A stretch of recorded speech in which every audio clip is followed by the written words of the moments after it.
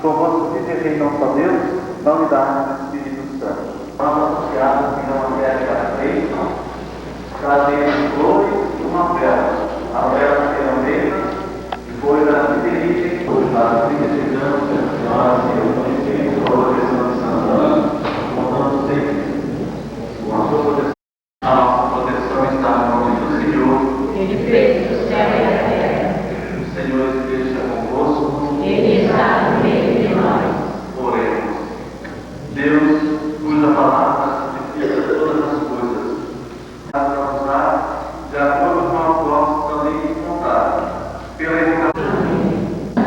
Eis minha vida para diante de vós, cheia da mais sincera veneração em minha alma. Sois essa criatura privilegiada e particularmente amada por vossas extraordinárias virtudes e vossa santidade. Mereceis de Deus o insigne favor por toda a luz do mundo, a tesoura de todas as graças, a mulher bendita entre todas as mulheres.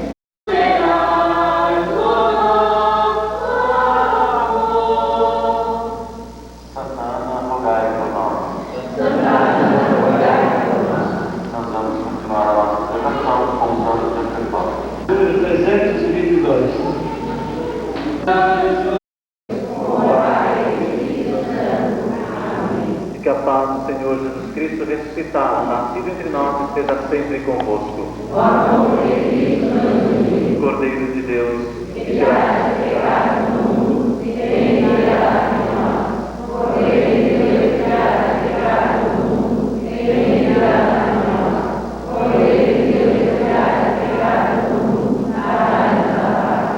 Felizes os convidados para a ceia do Senhor. Felizes aqueles que aprenderam no seio da família a participarem desse mistério de eternidade.